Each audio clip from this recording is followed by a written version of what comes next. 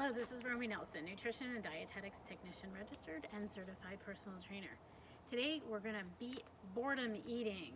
This is something a lot of people are dealing with working at home and stay-at-home orders. People don't have the usual things to do that they love to do.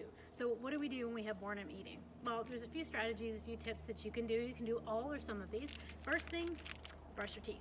If you watched my videos on intermittent fasting and the 5-minute rule, time helps. You can use time to organize and change your habits and change your mind. So when you brush and floss thoroughly, the idea is that you're banking on laziness, that you're going to be too lazy to brush and floss again, so you'll simply just stop eating for the day. So that's an awesome one.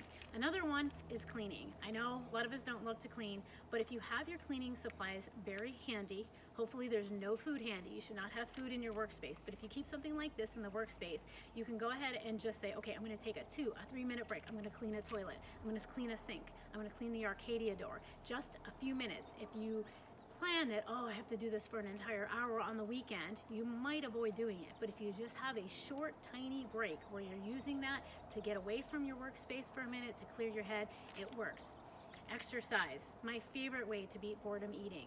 What you do is you just get away again from your workspace if you can. If you have to stay in the house and you aren't at a place where you can exercise outside or the weather's not nice, then you're going to go ahead and do a few push-ups. You're going to do a little bit of marching in place. And again, it can be just for 5 minutes. It doesn't have to be for very long.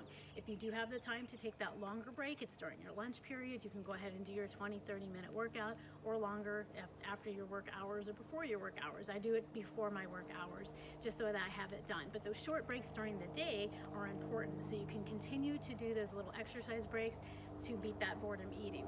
Lastly, I did something a little different than I've never done before, because I'm working at home as well, is I set up a card table in my living room area, and if I feel the impulse to boredom eat or distraction eat, I go over to the table first, and it's a new habit I've created. It's working really well. I go over and I just put a few pieces of the puzzle together, and so I might just do 2 or 3, but sometimes before I know it, I've spent 5 or 6 minutes. I'm not even thinking about food anymore. I'm just trying to figure out where that next puzzle piece goes. So you can find a lot of creative ways and things that everybody in the family can do to try to beat boredom eating.